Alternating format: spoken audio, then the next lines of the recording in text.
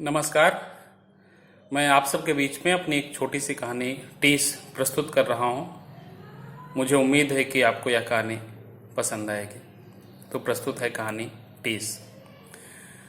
उस दिन सुबह उठा तो दाहिनी आंख में हल्का सा दर्द था। यह ऐसा दर्द नहीं था कि पूरा ध्यान अपनी तरफ खींच ले, पर ऐसा भी नहीं था कि उसका एहसास ही न हो। हाथ उठाने पर या हिलने पर उसमें एक अजीब सी चिलकने वाली टीस उठ रही थी।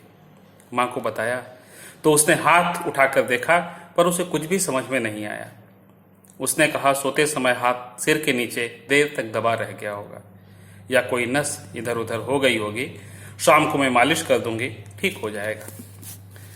मैंने सुबह के अपने हिस्से के काम निपटाए और नहा धोकर स्कूल चला गया, जहां मैं 6वीं कक्षा का छात्र था। स्कूल कुछ खास नहीं रहा, वैसे ही रोज की तरह नीरस और उबाऊ। मैंने शाम पट से सब कुछ ध्यान से उतारा। गणित के गृह कार्य में एक गलती रह गई थी, जिसके लिए बेहिया की 4 टहनियां उल्टे हाथ पर खाई।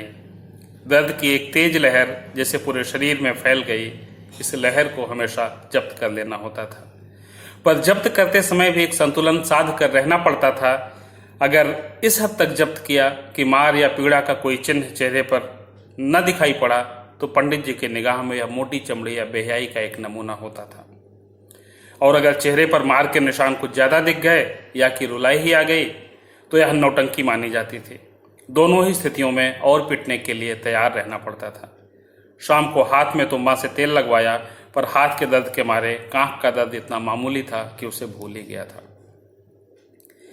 अगले दिन थोड़ी सूजन के साथ कांख का दर्द बढ़ गया था। हाथ से कुछ भी करने पर दर्द की एक हल्की सी लहर पूरे हाथ में दौड़ जाती। कांख में सूजन थी ही, सो मैंने सोचा कि आज इस सूजन का फायदा उठा लेते हैं, और इस तरह से गणित का गृह कार्य करने में आलस कर गया। यह पूरी तरह से आलस की बात भी नहीं थी। सूजन और दर्द था ही कांख में। गणित वाले पंडित जी को यह बात पर्याप्त नहीं लगी। उन्होंने मेरी कमीज उतरवाकर कांख देखी, पर उन्हें सूजन कहीं नहीं दिखाई पड़ी। पर वे मेरी बात को गलत नहीं साबित होने देना चाहते थे, इसलिए उन्होंने मुझे गिराकर मेरी कांख में 2 डंडे और एक मुक्का मारा। वो यह वैसे भी न्याय संगत बात थी। कांख के बहाने की सजा हाथ को कैसे दी जा सकती थी। शाम तक कांख की सूजन इतनी बढ़ गई कि हाथ ऊपर ही टंगा रह गया। उसे नीचे तक ला पाना पूरी तरह से असंभव हो गया। दर्द भी इतना बढ़ गया कि वह चेहरे पर साफ साफ दिखने लगा, और कई बार रोकते रोकते भी मुंह से आह से निकल जाती। माँ के चेहरे पर चिंता की हल्की सी छाया थी। मैंने रोते रोते उसे सब कुछ बता दिया था। तब इस तरह की बातों पर अध्यापक की शिकायत करने का कोई चलन नहीं था, बल्कि इस तरह की कोई भी शिकायत अक्सर खुद पर ही भारी पड़ जाती थी। मैंने माँ को मना कर दिया कि वह इस बारे में बाबू को कुछ न बताए। शाम को मेरे पड़ोस के पंडित जी, जिन्होंने 4वीं और 5वीं कक्षा में मुझे भी पढ़ाया था, बाबू से मिलने आए। मैं एक कोने में अपने दर्द के साथ लेटा हुआ था। उनके पूछने पर बाबू ने दर्द की बात बताई तो पंडित जी ने कहा कि जरूर मैंने किसी से झगड़ा या मारपीट की होगी। उसी खींचातानी में मेरे हाथ की कोई नस इधर उधर खिंच गई होगी। उन्होंने बाबू को सलाह दी कि मेरे चूतड़ पर 4-6 डंडे लगाए जाएं, तो मैं उसी तरह से सब कुछ सच सच बकने लगूंगा, जैसे किसी काबिल ओझा के सामने भूत बकते हैं। बाबू उस दिन अच्छे मूड में थे। उन्होंने पंडित जी की सलाह पर अमल नहीं किया। यह ठीक था कि मैं बाबू की मार से बच गया, पर यह सब मुझे बहुत बुरा लग रहा था। दर्द जो था सो था ही, झूठा समझे जाने का अपमान अलग से दर्द दे रहा था। अगले दिन तक दर्द बहुत ज्यादा बढ़ गया था। मेरा पूरा दिन कांपते हुए बीता। दोपहर में मेरा दोस्त विजयराज मुझसे मिलने आया। उसने देखा और कहा कि शायद यह फोड़ा है। उसने कहा कि मैं सुबह उठते ही हनुमान जी का नाम लेकर कांख में खूब जोर से मुक्का मारूं तो यह बैठ जाएगा। उसने बताया कि एक बार उसको भी ऐसे ही हुआ था, और यह करने से फोड़ा बैठ गया था। हनुमान जी पर मुझे पूरा भरोसा था कि वे ऐसा कर सकते हैं, पर अपनी सूजी और दर्द भरी कांख में मुक्का मारने की ताकत मुझ में नहीं थे। अगले दिन बाबू मुझे कस्बे के अस्पताल ले गए। वहां डॉक्टर ने बताया कि यह फोड़ा है, औंधा फोड़ा, जिसका मुंह भीतर की तरफ होता है। उसने एक पीला लसलसा सा मलहम लिखा। उसे रोज दिन में कई बार फोड़े पर लगाना था। डॉक्टर ने बताया कि इस मलहम से अगर फोड़ा दबने लायक होगा तो दब जाएगा, नहीं तो पक जाएगा। फिर वे चीरा लगाकर भीतर का पस निकाल देंगे। बाबू ने दवा ले ली और मुझसे कहा कि चलो तुमको तुम्हारे मामा के यहाँ छोड़ देता हूँ, वहां से तुम्हें डॉक्टर के यहाँ आने में आसानी होगी। मामा के घर जाने की बात सुनते ही मैं खुश हो गया। मामा का घर कस्बे से जुटे हुए गांव में था। करीब हफ्ते भर में डॉक्टर द्वारा दिए गए उस लसलसे मलहम को लगाता हुआ उस फोड़े के दब जाने का इंतजार करता रहा। फोड़ा दबने को तैयार नहीं था। वह पक जाना चाहता था, बल्कि वह अपने ऊपर की जाने वाली तमाम टीका टिप्पणियों से आहत होते होते पक ही गया था। सूजन बहुत बढ़ गई थी। लगता था कि जैसे यह मधुमक्खियों का कोई छत्ता हो जिसमें बहुत सारी मधुमक्खियां लटकी हुई हों और न जाने क्यों हमेशा डंक मारती रहती हों। हमेशा एक तीखा टपकता हुआ दर्द बना रहता। मुझे खाना खाने, पिछवाड़ा साफ करने या कि बनियान पहनने जैसे मामूली कामों में भी बहुत दिक्कत पेश आ रही थी। हाथ 90 अंश के कोण पर हमेशा उठा रहता था, न जाने किसको बुलाता हुआ। हफ्ते भर बाद बाबू फिर आए। वे मुझे लेकर डॉक्टर के पास गए। डॉक्टर ने देखा तो अचरज से उसकी आंखें फैल गईं। डॉक्टर ने कहा कि इतना बड़ा फोड़ा उसने कभी नहीं देखा। फोड़ा भी ऐसा उल्टे मुंह वाला। फोड़े के ऊपर की चमड़ी तनकर चिकनी हो गई थी और हल्की लाल दिख रही थी, एकदम ऐसे जैसे ततैयों के डंक मारने पर दिखती है। डॉक्टर को ऐसा फोड़ा पहले कभी नहीं मिला था, इसलिए वह उसे देर तक दबाकर सहलाकर देखता रहा। वह इस तरह से मुस्कुरा रहा था जैसे उसे यह सब करने में बड़ा मजा आ रहा हो।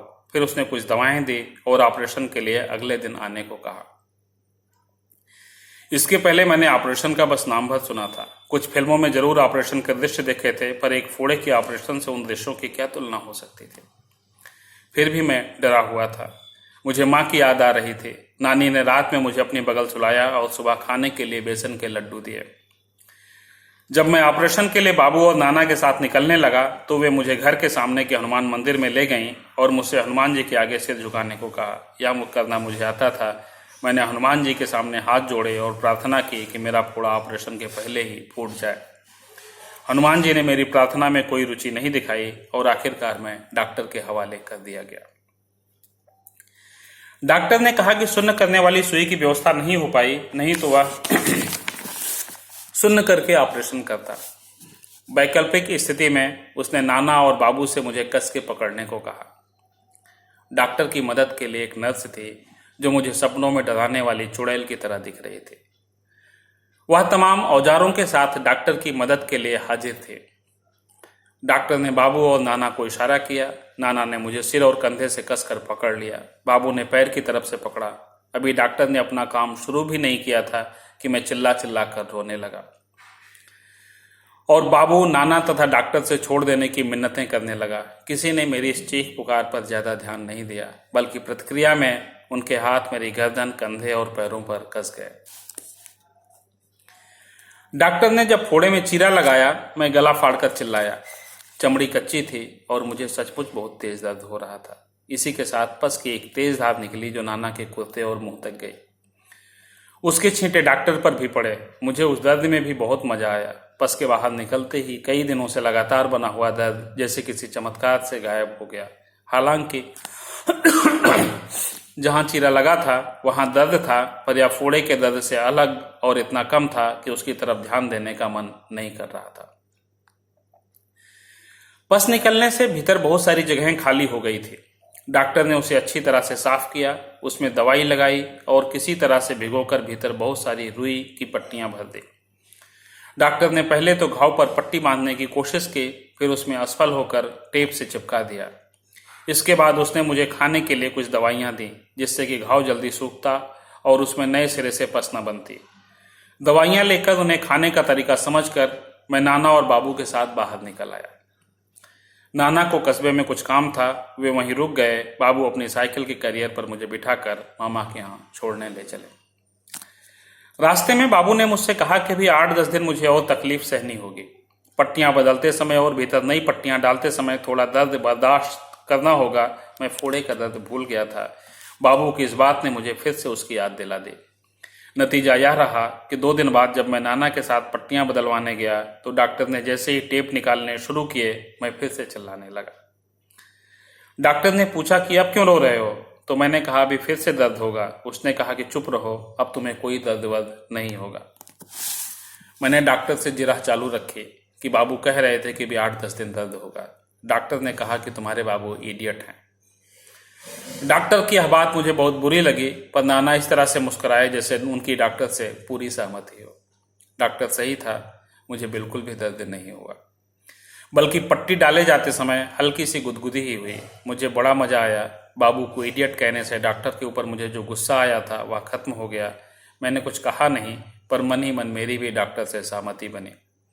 दरअसल मैं बेवजह अपने रोने धोने को लेकर शर्मिंदा हो रहा था।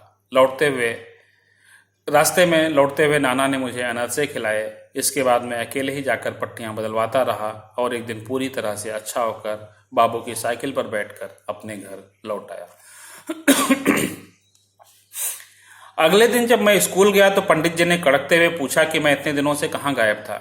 मैंने मिनमिनाते हुए जवाब दिया कि मेरी कांख में फोड़ा हुआ था, इसलिए मैं नहीं आया। ये वही पंडित जी थे जिन्होंने मेरी कांख में डंडा और मुक्का मारा था। उन्हें लगा कि जैसे मैं उनके ऊपर कोई इल्जाम लगा रहा हूँ।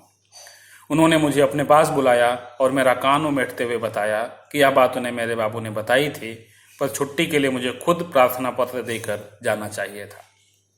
इस गलती के लिए मुझे देर तक मुर्गा बनकर रहना पड़ा। इसके बाद पंडित जी ने मुझे माफ़ कर दिया। बहुत बहुत शुक्रिया।